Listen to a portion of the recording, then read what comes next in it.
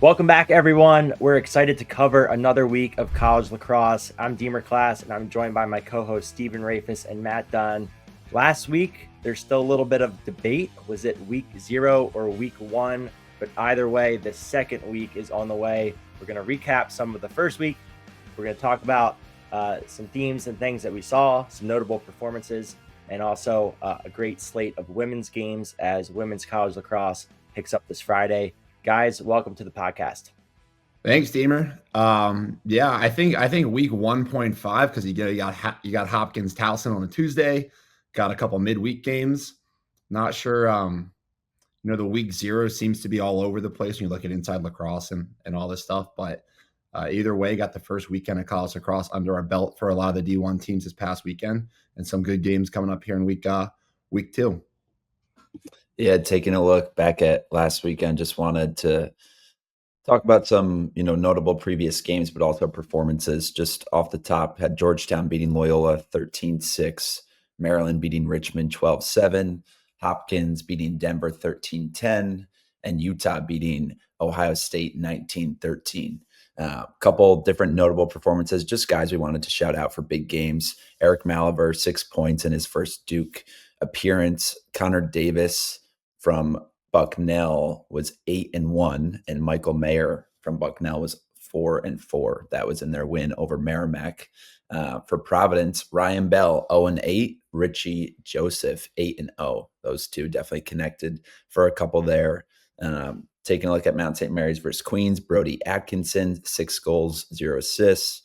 And then flipping over to Utah versus Ohio State, you had Ryan Steins, Cody Hart, Luke McNamara, 5 points each. 2 more games here. Matt Trainer, Penn State gets revenge over Colgate, 5 goals and 2 assists for him. And then the midweek game, Hopkins with a big win over Towson. Redshirt freshman Ronan Fitzpatrick with 5 goals. Exciting to see. I mean, I think even in the first week, seeing guys, break out for some bigger games when, hey, you don't know what's going to happen coming off of scrimmages, and there's always going to be new names that emerge that media is not talking about. And, I think, Stephen, even you pointing out Fitzpatrick scoring, 5 goals against a good, really good Hopkins defense, is impressive. And, but yeah, there was a lot of new faces in the mix. Matt, your alma mater, a couple new transfers have kind of, dominated some storylines there, and they had a nice win against Richmond. Yeah, no, it was fun to watch. A lot of good games. I think the Maryland Richmond one, maybe 2019, they started playing pretty regularly in their season opener or around then. And then we mentioned last week that 3 of those 4 games that they've had have been 1-goal games. So I think, going into it, everybody expected it to be close. Maryland kind of ran off hot with a 7-0 halftime lead, and Richmond really closed the gap in the second half. I think when you look at that team, I think Maryland had question marks coming into the year. Obviously, last year they weren't supposed to be all that great. They shocked a lot of people by going to the championship game. And then they lost some studs. They lost Ajax Zapatello, who was the most outstanding player in college lacrosse last year. They lost Luke Weirman, who was, their X factor at the faceoff X and a great player in the PLL this summer. They lost Jack Corus, who's a PLL player this summer. And so I think there are a lot of question marks, and the transfers were a big piece of it. I think for me, as a Maryland fan and alum, definitely did bring some confidence to that team, seeing those guys fit in. I think you see Bryce Ford from Fairfield, Matthew Keegan from Binghamton, Dow from Salisbury, all really fitting in seamlessly to that offense. And then you have Daniel Kelly, Urksa, Spanos down at attack, Whittier running with the first line midfielders. So I think seeing those guys click early, brought a lot of confidence to what that Maryland program can be. And I think Coach Tills even made a comment about, the ability to not become so young so fast, after last season, have some older veteran guys come in and bring that presence. So obviously only week 1, but nice to see those guys fit in. I think on the Richmond side of it, I think it's a tale of 2 halves. I think if you were to ask the Richmond staff, maybe a lot of newer guys there that were a little intimidated going into College Park, early first game of the season, and that first half probably doesn't reflect what you'll see from that Richmond team. One guy I was really impressed with, Aiden O'Neal, for Richmond, just dodging his ability to score unassisted goals. I thought was impressive. You don't see that much. A guy that can take pulls to the goal and score. So he was a guy that just like stood out off the bat, and knowing that Richmond staff, knowing that Richmond team, I'm sure they'll have, bounce back, and that second half of the game will be probably more like the Richmond you'll see the rest of the year. I loved seeing Keegan and Kelly operate on the backside, seals, slips. Kelly starting on the outside, Keegan floating out to the wing. They had one nice goal off that action, and Bryce hit that skip through.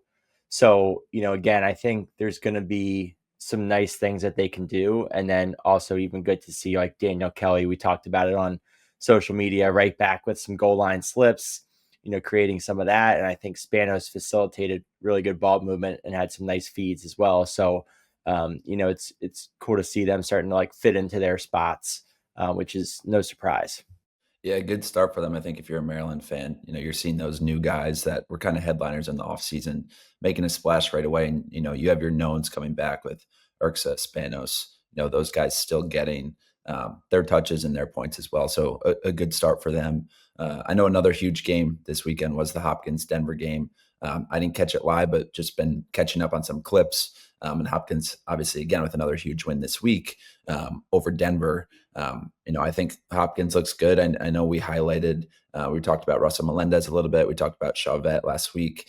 Chauvet with a big game against Towson with 3 goals. I know he's been going viral on social media this week for a couple clips. I don't know if you guys have seen, but any thoughts there from Hopkins' first 2 games? Thinking about the pod this week, talking to you guys. There's a lot of games going on. It's hard to watch all of them. Fortunately, we can get highlights, and so the way social media is now, you can kind of pick up bits and pieces. But one thing I like to look at is the box scores, look at the stat lines a little bit. It helps me kind of paint a picture of what's going on in lacrosse. When I was watching the highlights, I noticed of all the games, it just seemed like a lot of assisted goals. So I'm wondering right now, a question for you guys, because I didn't know this off the top of my head. I probably should have. What percentage would you say of goals a game are assisted on average at the D1 level? I would probably say 60%. I would say somewhere in the 40s would be my guess. It's about 60. So Deemer's spot on. So for range, look at last year's teams. The lowest was in the 40s, highest Jacksonville was 70% last year if their goals were assisted. On average, you're like high 50s, 60%. What percentage of Hopkins goals against Denver do you think were assisted? I don't want to be wrong again, but I would say the higher end. I would say 60. So Hopkins had 13 goals. They had 13 goals against Denver. They won 13-10. Because that was the game I was watching. I was like, man, it just felt like everything was off a pass. Yeah, I can think of 2 off the top of my head from watching that were unassisted. Collison down the alley, and Bauer, splitting lefty early. But outside of that, I think a lot of stuff came off of ball movement, redirects, flow. And I thought it was fascinating too. Like, Matt, you did a great breakdown last year on Denver's pack the paint style defense. John Donville talked about it. I think Inside Lacrosse picked it up, and there was a lot of chatter, bringing back some guys like Jimmy Freehill and Casey Wilson. But Hopkins, early in the game definitely exploited it a bit and was able to win some matchups, and then also just get the ball moving and attacking on the backside. Yeah. So it was, by the way, 92%. So 12. So to your point, Deemer, I don't know if maybe they gave an assist because to somebody who didn't deserve one, because what I have is 12 of their 13 goals were assisted from the box score. 12 assists from that game, 13 goals. So maybe 1 or 2 of them are a little, maybe they're padding the stats already week 1. maybe we have to audit some more stats and send them into the whoever we got to send it to. But yeah, the 12 of 13 goals, whether, either way, a lot of goals were assisted, 90+%. And you watch the game, and I think you look at Hopkins' strategy. If Denver's going to pack the paint, well, what does that mean you can do? It means you can set picks and bring that mirror pop action right to the edge of any scoring zone. So now any little slip up, which usually there are slip ups in two-man game and slick play, like you're always in the edge of a scoring area. And so I think you really saw Hopkins exploit that. I think on the flip side with Denver, um, you know, one thing we've talked about before is this like unscripted offense. And Deemer, I think you mentioned last week the challenges of playing unscripted offense are that it takes chemistry, right? It's hard to guard, but you got to get on the same page. I think the pack the paint defense that Denver ran last year is similar, where it requires chemistry because there's small windows of reading. It's not these like clearly defined roles where guys get out, establish they're hot, they have time to read it. You're making split decisions. And so if you're going to jump a quick two-man action, well, that third guy rolling into it, if he doesn't have that read or that feel or maybe the range that a team had last year, I think it's challenging. So it seems like Denver's packed the paint defense since they were so successful last year has been a huge topic of conversation. It might be one of those things that just takes some time for newer guys to get together with. Yeah, I think also, in terms of even just watching the game, like, Hopkins got out to an early lead. Denver got their footing. I think it was tied 7-7, and then Hopkins just responded with a couple goals. And, I think Denver's just going to continue to work to build chemistry on the offensive end, to score some of those goals in needed situations to support. There was probably one or two saves that, they'd bank on making, over time as opposed to giving up. And I think even like a couple of those goals, like I don't think some of those guys maybe lose their footing, on the court over the course of a season as they did in like one game, So I think this is where, you know, balancing a coaching mindset versus a media mindset where, you can't overreact or underreact to anything in these early games. It's, just continuing to try to shore up little spots, little mistakes, and keep improving. And I would say on the Denver side, I was really impressed with Mick Kelly. I thought he did an awesome job. He was physical. I did a breakdown on him gaining leverage and separating, which I already shared with like 3 of our athletes, just because that creating contact mindset is something that's been really top of mind, trying to get kids to do it sooner. And Coach Tierney on the broadcast, it was awesome to listen to him. You could kind of hear him in the booth, like, like he was like reacting to what was happening. But then also when he was pulling back and giving his, broader commentating spiel, he was awesome in terms of giving insight. And he was really, high on, where Mick Kelly has evolved to over his career. So I'm excited to see if he can continue that. Yeah, flipping gears, I did just want to comment on Utah's win over Ohio State. Like I said earlier, they won 19-13. Just kind of wanted to give, I guess, Utah a little bit of a shout out. They've made the tournament the past 2 years. That's a pretty solid win, winning by 6 goals in that first game. I think, by Ohio State's standards, I think they've been underperforming a little bit. To put up that many goals against an Ohio State defense, very impressive. And just taking a look at Utah's schedule, they've got a couple more, big out of conference games this season between Denver, Syracuse, and UVA. So, I think that was a game that caught everyone's attention early. But, taking a look back at their schedule the past 2 years and some wins that they've had, wasn't the most shocking thing, I guess is my commentary there. Yeah, I got to, dig into some of those highlights I was watching.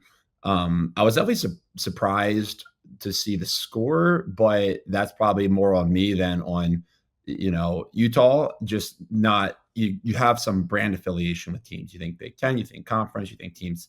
Ohio State's been to a championship game. Utah was really good when I watched them. Like I was impressed.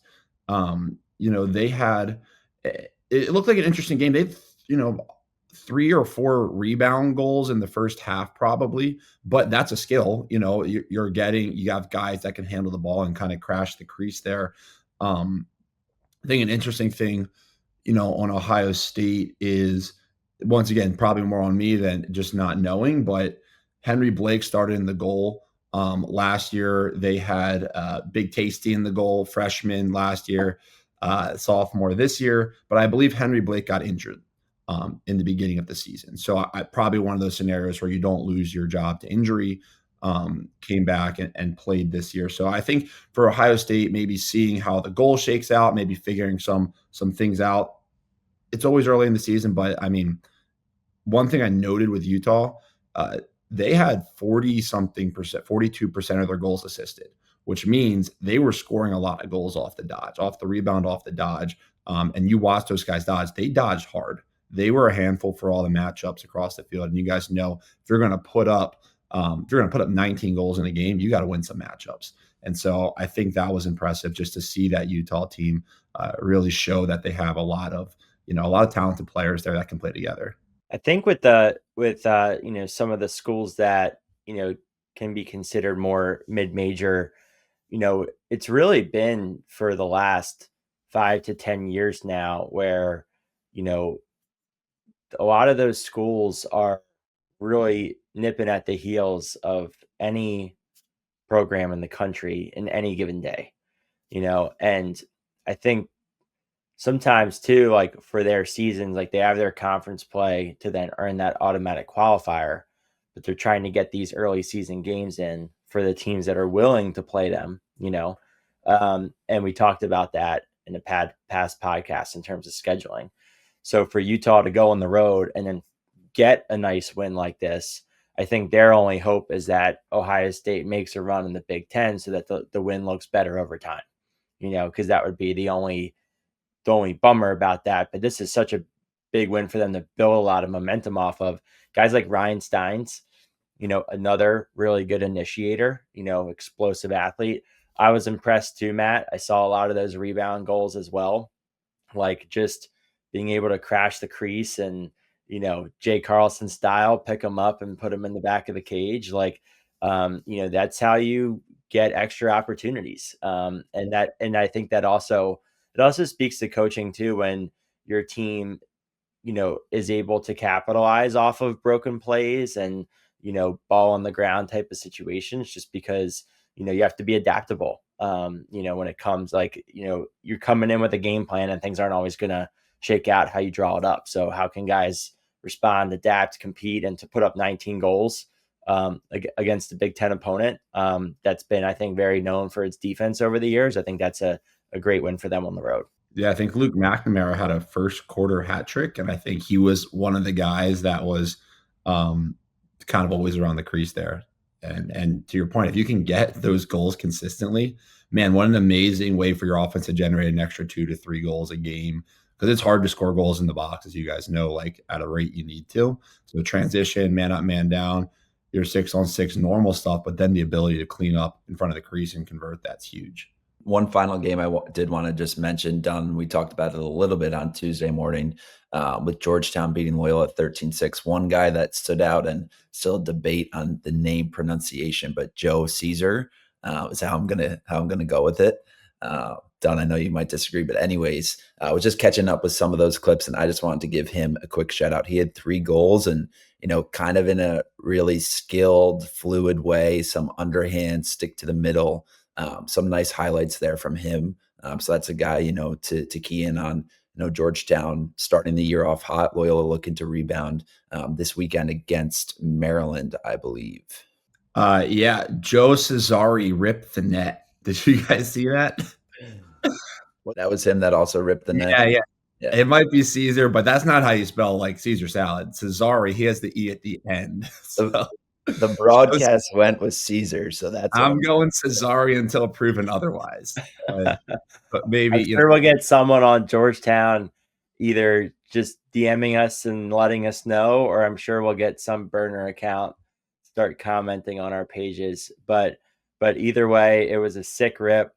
Adam posted that over the weekend, and I think that rivals Bobby Gray's all-time rip for Notre Dame down the alley. I think that was against UNC. So that was an unbelievable shot.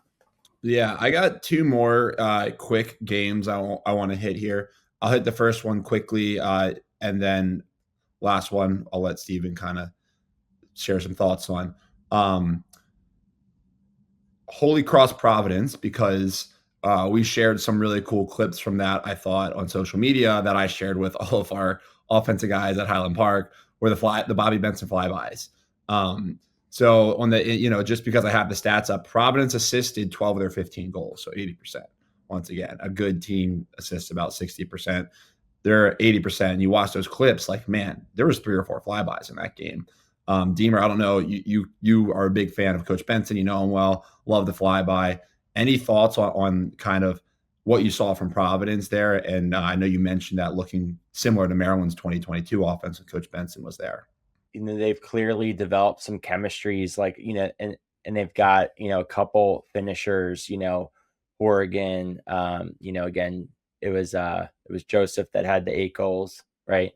So they really, I think, have kind of developed some of those roles, but you just see it with, and I even remember to how, like, Bobby's always described, like, that motion offense, pass and cut, pass and pick, pass and, pick away. You're always doing something, like, they had a lot of those in so many different situations. I think we call it more of a jump cut at X, but like that flyby at X, they had it on the wing, and so again, like, it just makes it so unpredictable and hard to prepare for.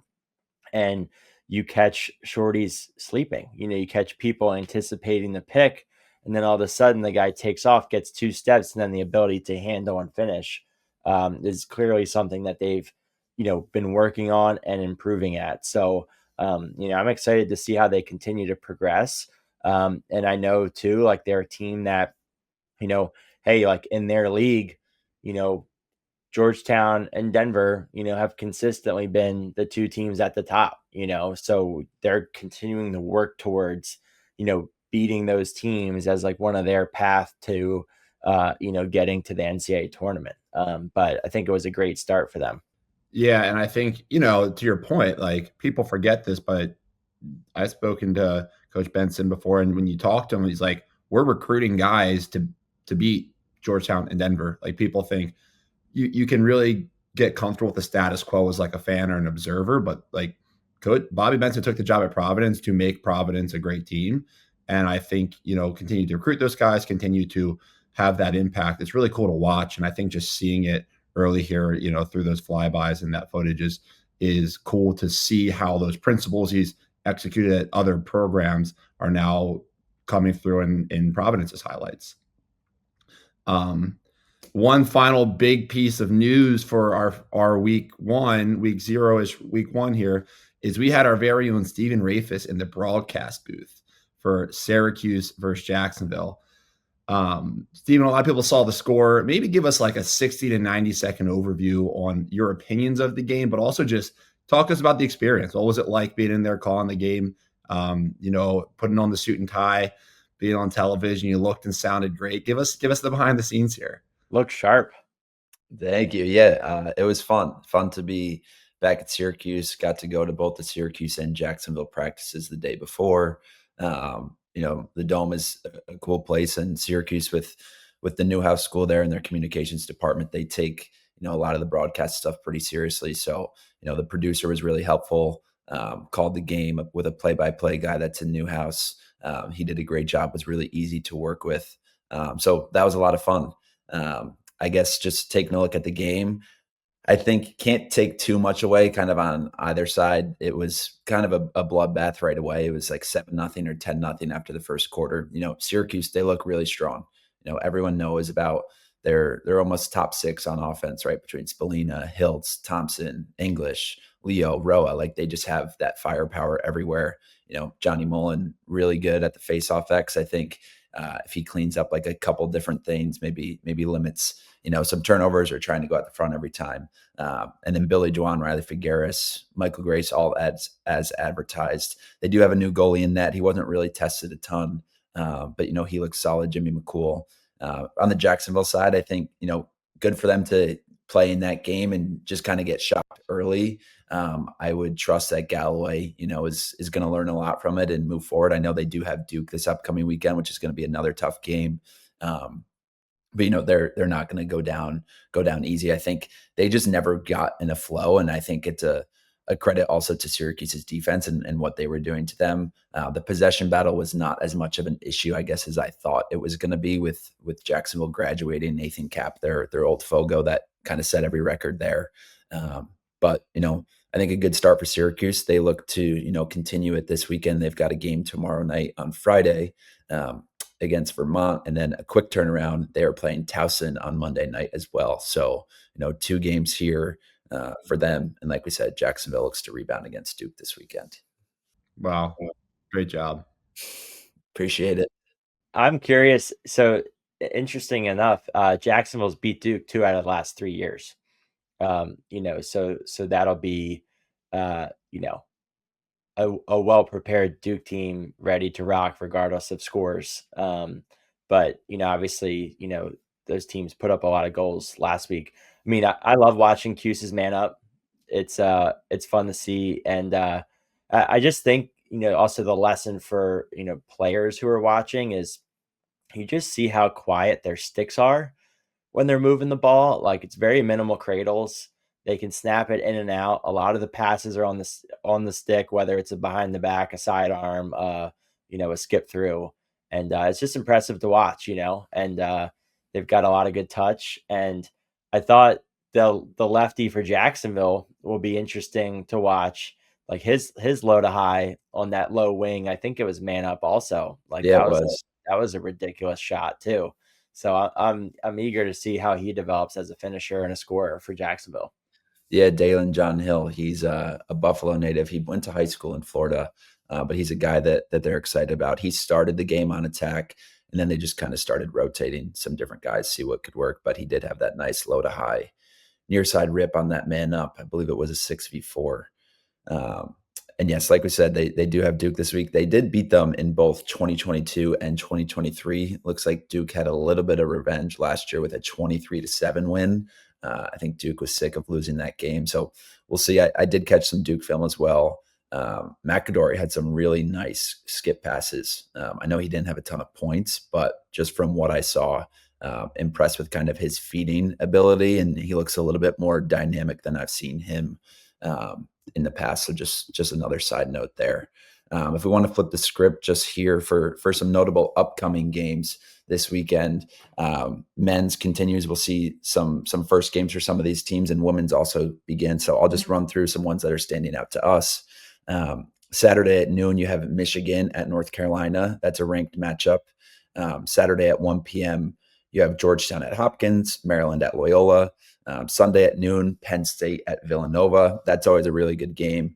I feel like I've heard so many different stories about that game from Cuccinello, who we've all spent a lot of time with. And then Monday, we highlighted, Towson at Syracuse. Syracuse, I don't think should look past Vermont, but that's also a big game on Monday. We'll get a lot of eyes on that. And then on the women's front, a lot of their games start tomorrow on Friday, February 7th. You have Florida at Hopkins. You have Loyola at BC. That's a top 10 matchup. You've got Notre Dame at Northwestern. And then Deemer, your previous school that you coached at on Saturday at 4 p.m., you got Stanford at USC. Battle out in California. So just wanted to highlight those. Won't go as deep into the women's game here, but excited for this weekend. I think we talked a little bit last week about, on the men's side, a lot of these teams just getting right into their schedules. Like there's really no warm up. We've obviously seen that, with Hopkins, it stands out. They play Denver, then Towson, now it's a top 10 game, Georgetown at Hopkins this week. And, that's been a good game in previous years. And then also Maryland, interested to see what Loyola looks like. I'm not too familiar with their roster, but, definitely they'll look to rebound against a strong Maryland team. The beginning of the season is interesting because you get a balance of games where you get these like 22-4 games where some teams, play a team that maybe they won it typically later in the season. But then you have some really great matchups that are, really challenging. And so it's kind of this disparity, which is cool as a fan to be able to, see some different matchups, but also to be able to have each weekend a couple really good games. One or two that I'm particularly interested in. One, Michigan, North Carolina. This is North Carolina's opener, I believe. And North Carolina's an interesting one, right? Kind of perennial top program that's had some challenges recently as far as their performance has gone. They have good players. And Michigan, kind of the opposite of a newer program historically. And in the last 5 years, I think has had some really great teams and solid seasons. Michigan just beat Marquette 14-1. What does that mean? I don't know. Beginning of the season, we talk about like that the seasons could go any direction.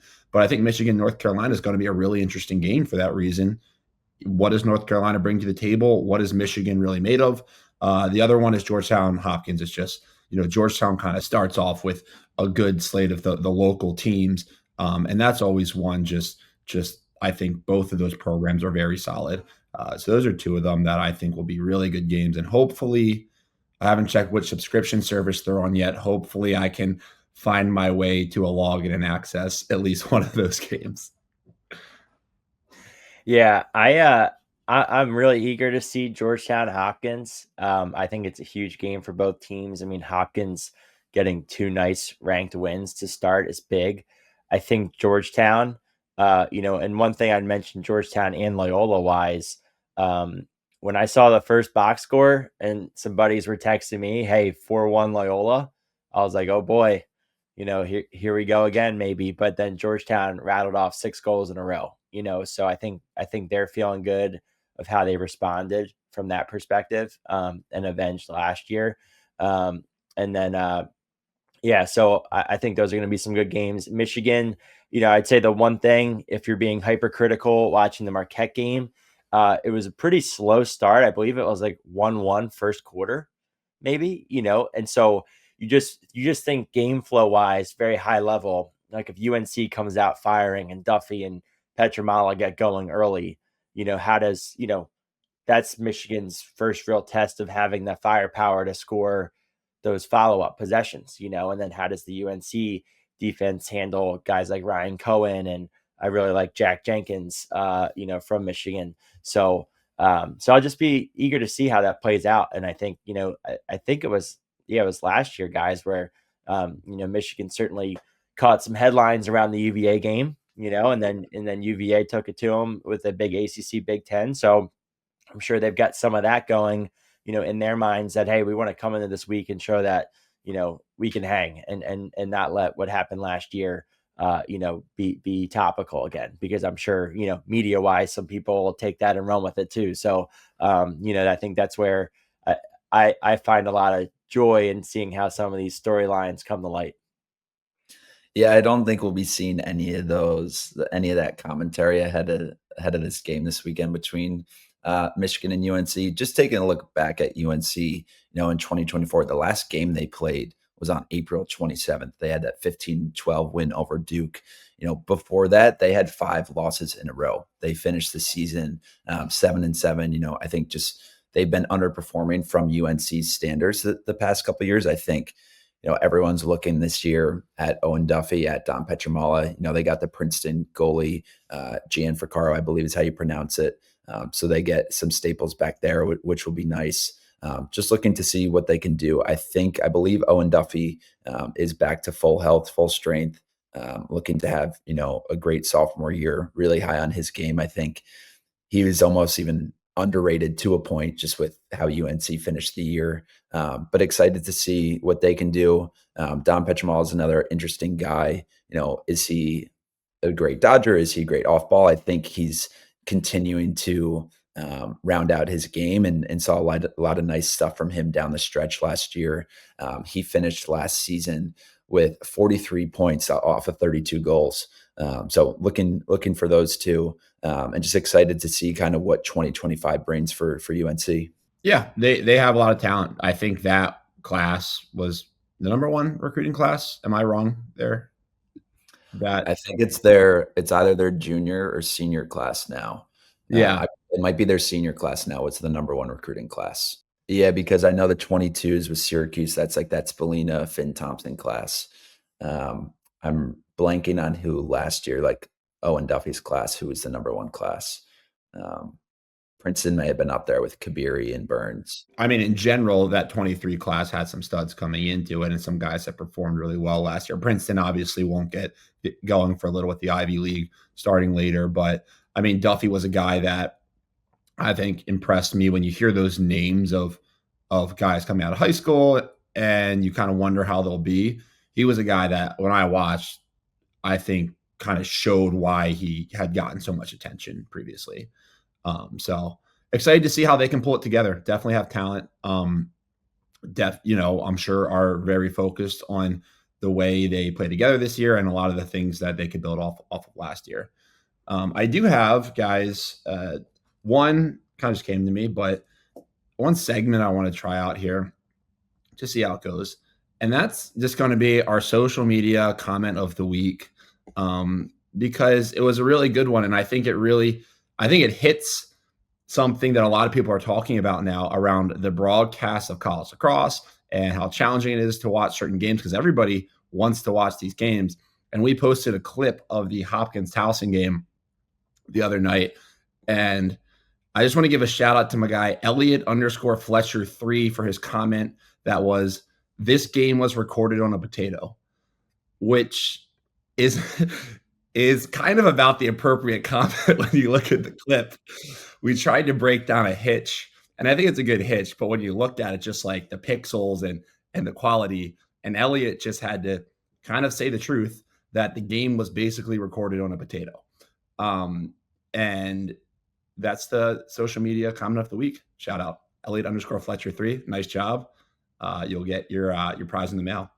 Between the broadcasts, like the streaming, and I see it a lot in like a lot of wider ranging games in terms of like who the commentators are.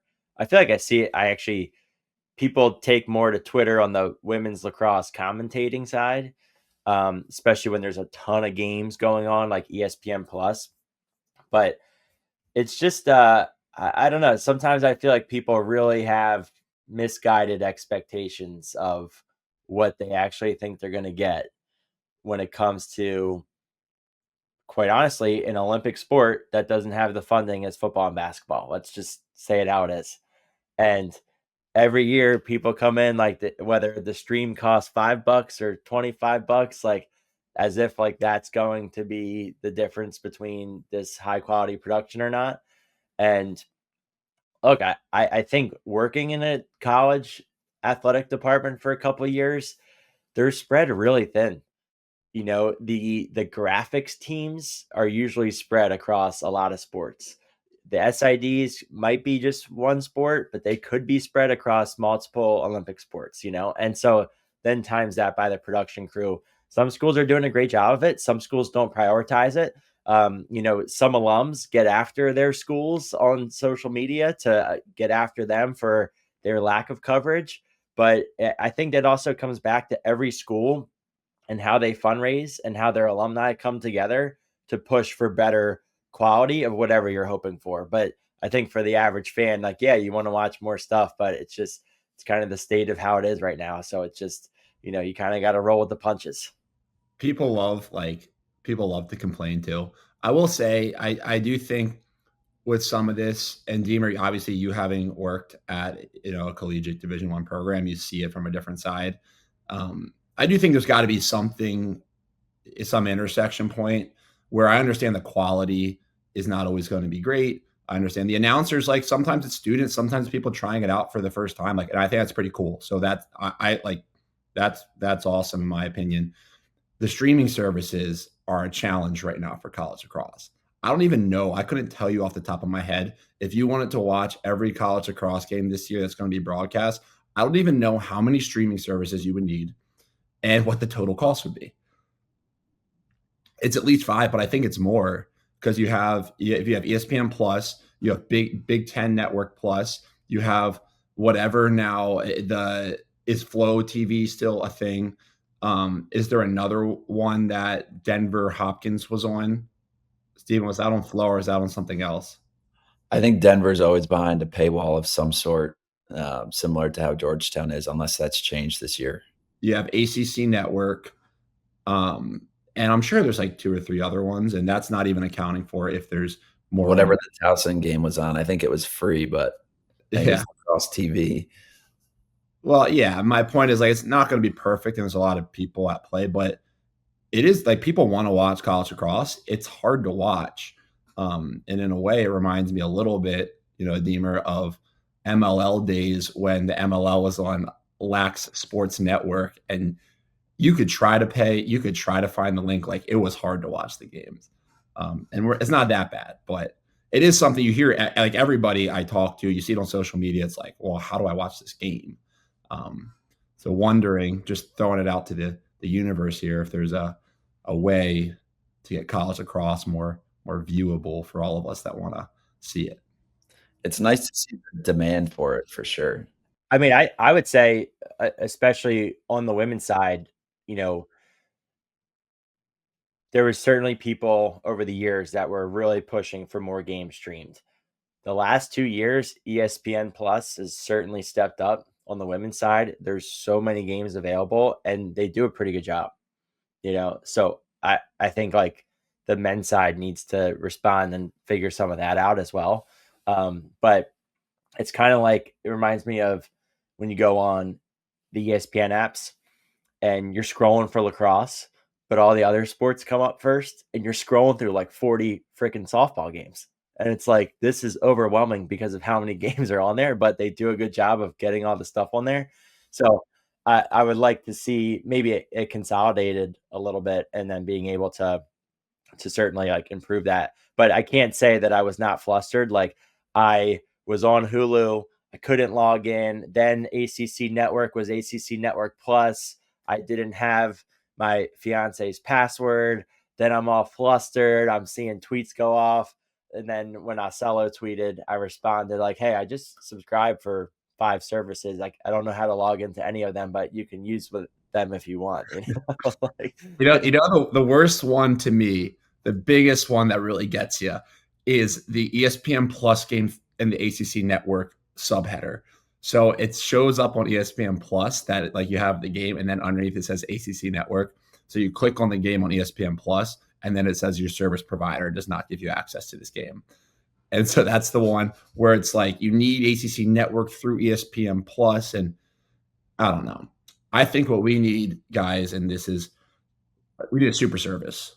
So we need a subscription that has all of the other subscriptions in it. One password, one paywall, all the games. that's what I thought Hulu was supposed to be. Super subscription. I think it's also just with it being the start of the year, like, I had to delete my ESPN app, re-download, update stuff, get out of, like, a Spectrum account, put in YouTube TV stuff, and I know a lot of people had that, so, when you're trying to get on to watch a game at noon and you bring your phone up or computer up or TV up at 11:58, then it's like, "Oh, man, now I'm missing the first 10 minutes," where then a lot of people we see take to Twitter. I did want to touch on, and you guys can interrupt me if you have another topic that you wanna talk about, but I did wanna touch on one thing. Was talking with a couple different student athletes this week, that are in, like, the 9th to 10th grade range, as part of our athlete program, and a lot of them were talking about tryouts and, they're nervous for tryouts. They want to make varsity. And just one of the conversations was around, how to stand out, how to make an impact. And I think we hear it all the time from young players in 9th and 10th grade, whether they're trying to make a team or if we talk about, players and they're recruiting somewhere and they're trying to stand out, they're trying to make an impact. But then even on the flip side, like when you're a freshman or sophomore in college and you're getting some of your first runs, like it's early in the season, how do you stand out? How do you make an impact? It's just a conversation that I would like to have and hear some of your guys' thoughts, like whether that's with high school or whether that's with recruiting or whether that's with, like I said, in college. I think just as I take a look at it, I think, you're never going to get what you want if you're just looking to blend in, right? I think that's a battle for a lot of people. It was a battle for me, right? You don't want to step on the toes of upperclassmen. You don't want to, have a turnover or make errors and then you're yanked right away. So it's like, all right, should I just dodge and move the ball? But then, that doesn't always get you on the team or get you on the field, right? You kind of have to make it a situation where, and I would love to hear your guys' thoughts, but it's like, you have to make it a situation where the coach kind of has to play you. Like you're kind of forcing your hand. And we talked to Kayla Trainer a couple weeks ago, Deemer, and she was saying that just about even trying out a new position. Like you have to force your coach to play you. So you got to be making plays and be aggressive. So I know that was a lot, but would love to hear your guys' thoughts there. Yeah, I would say the two that intertwine for me that stand out that I think fall a little more to the intangible side are compete and motor. I think compete in terms of just, how hard someone's playing, going after loose balls, like getting in the mix, like being physical in your dodges, like seeing someone that is very competitive and ramping that up, I think that attracts opportunity. I think that attracts coaches wanting to find a role and a spot for that player. And you just see it. And I don't know that like, hey, you can just turn that on either, but it's just what it is. You see kids that are really competitive, they get pissed if they get beat or drop the ball, but then they're responding with the next play. And motor, I think ties into that. I think motor is like that nonstop hustle, that very consistent presence, like where they're continuing to hustle, flying around in drills.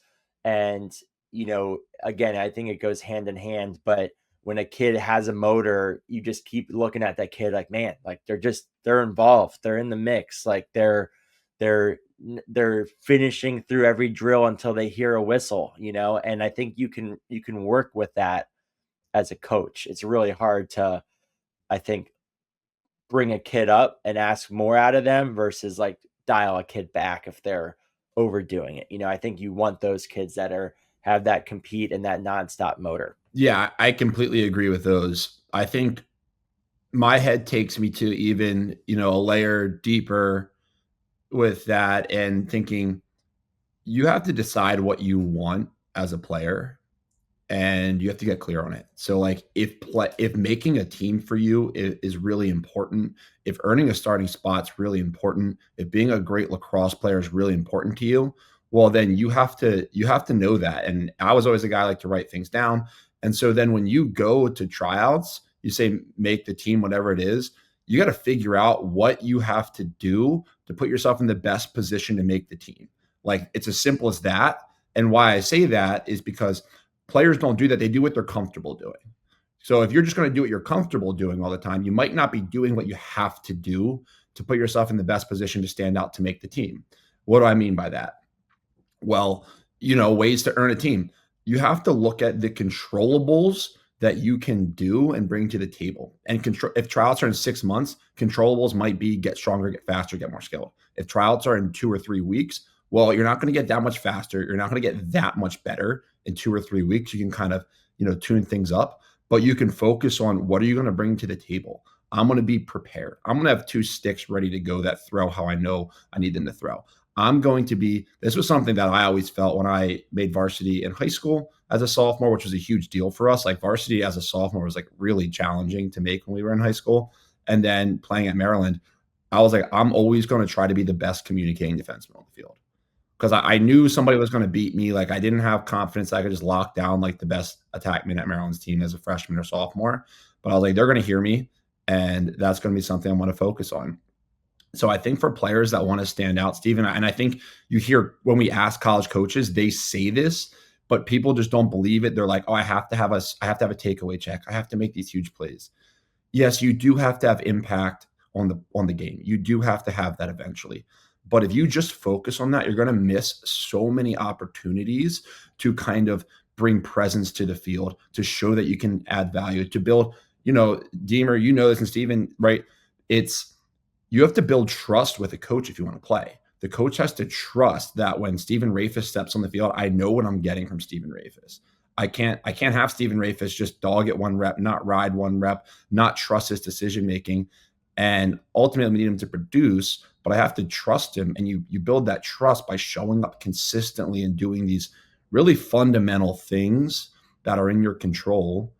And of course, like of course, you have to produce, but you can't just be like, I need to produce.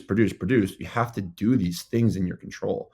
So I would say to a player asking that, decide what you want, figure out what are the things that you can do right now to put yourself in position to get those things. And now you're working with the controllables, and then kind of let things play out from there. Yeah, I think that's a really good point. And one thing that I've been talking with student athletes on is, and something that I've found helpful for myself, look to someone ahead of you that's done it, right? So it's similar to what you're saying, Matt, and figure out what you want, right? A lot of these kids that we work with and, just kids across the country, people want to be a star. Like people want to be an All-American in college. And it's like, okay, they want to be a star as a freshman, or they want to make an impact as a freshman. So it's like, all right, take a guy like Nate Kabiri, for example. He had a phenomenal freshman year last year at Princeton. And it's talking to these kids, whether you're a freshman in high school or a freshman in college, it's like, if that's someone you want to be like, all right, what do you think he was doing at this time? In ninth and 10th grade, do you think he was just dodging and moving the ball, trying to, kind of just blend into his Georgetown prep team? Probably not. Take a look at him at Princeton.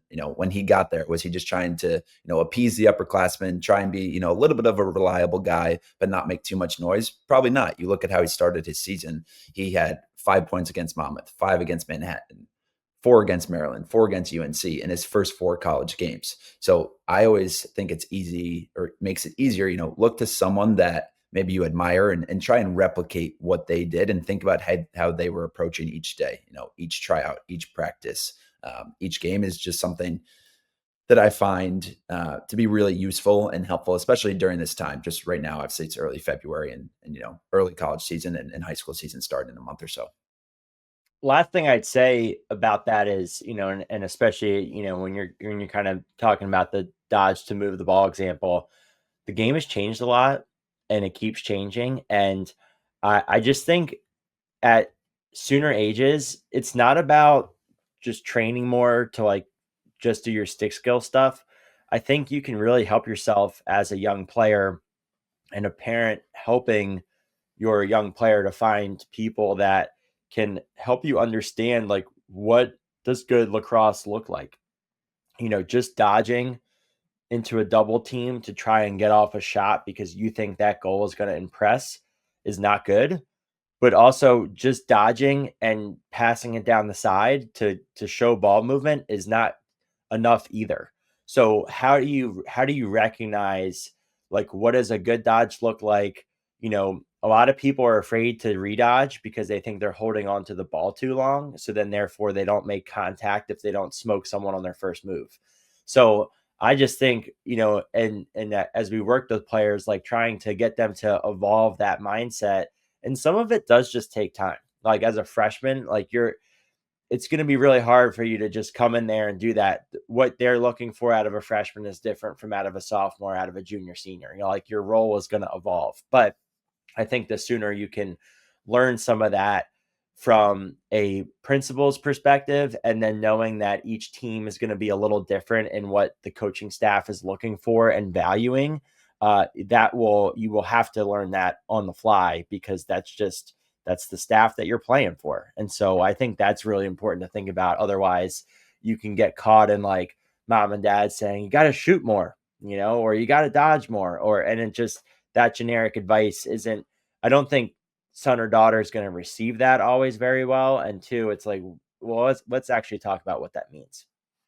Yeah, and we can move on after this, but I think that point makes a lot of sense. I mean, we even like wrote a piece, the positionless defense piece I wrote a little while ago. A lot of it was kind of inspired by that, and the fact that there's these generic things that I would hear, that I would even say, and you say to players, but they don't resonate because, move your feet is not a good cue.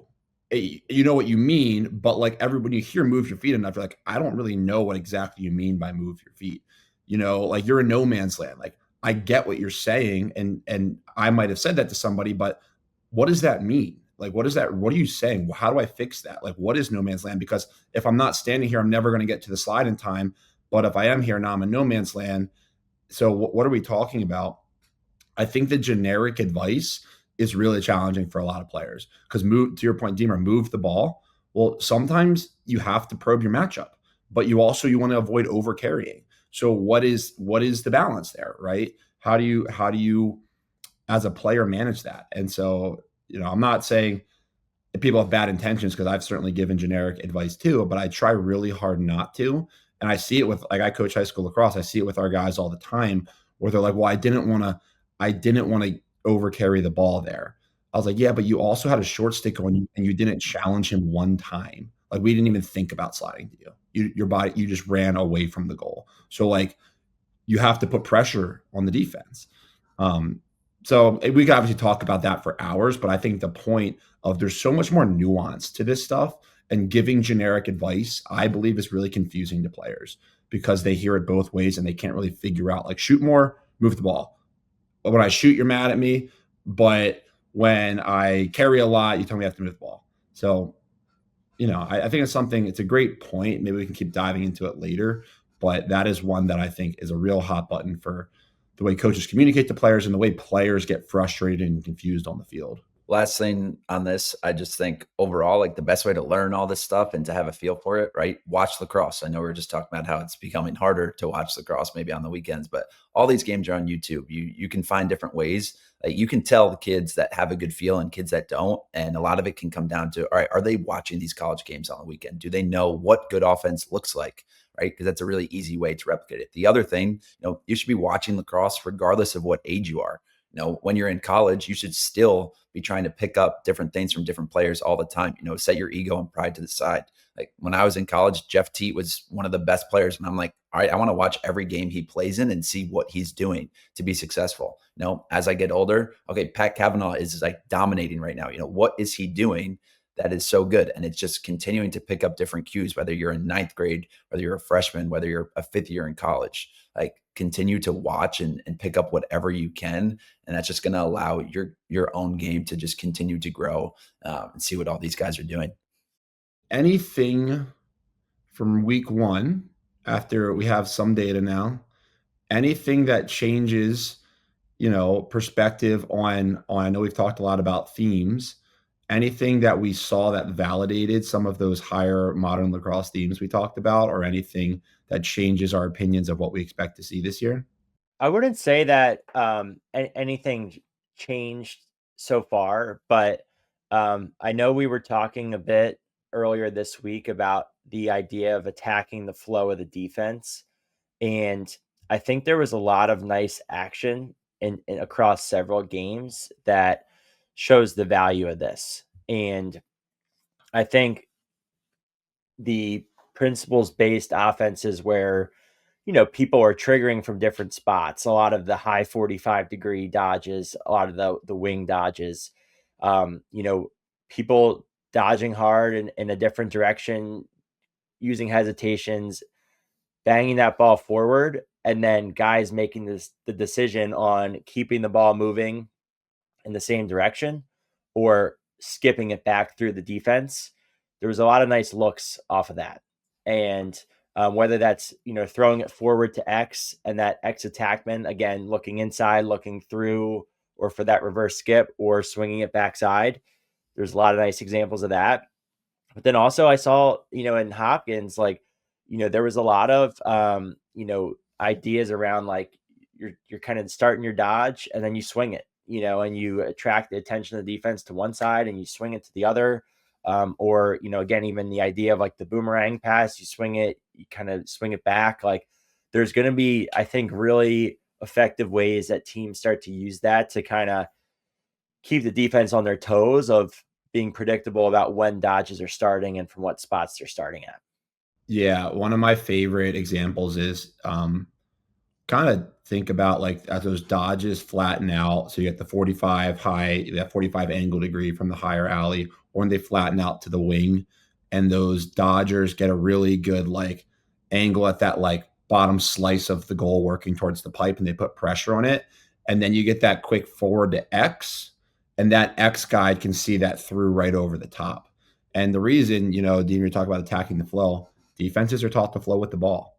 As the ball moves, we want to flow in that direction as a general kind of principle, rule of thumb. So the quicker you can kind of pull a defense one direction and redirect it the other direction, you're attacking the flow of the defense. And that's where you see a lot of these skip through to step downs or these cuts. So defense is that's why, we talk about it, but at higher levels, you got to be able to play passing lanes because guys are going to be open through the defense. So the way you can play sticks through lanes, the way you can drag lanes, guys might be open, but if the offense can't get the ball there, then we're in pretty good shape. And so I think when you see these great defenses, to maybe to an untrained eye, it might not look like they're doing much, but what they're doing is they're holding passing lanes while they flow. So the offense can't see these gaps that they might see otherwise. It's a great point. And I think like the more dynamic, like one, I think as offensive players, like just the better your stick skills are and the more you can attack in space and initiate, I think the more opportunities players have to start like reading the flow of that defense. And I think as coaches are also giving players more autonomy and emphasis on reads. Like I was listening to Chris Wojcik last night talk about, reads and keeping it simple.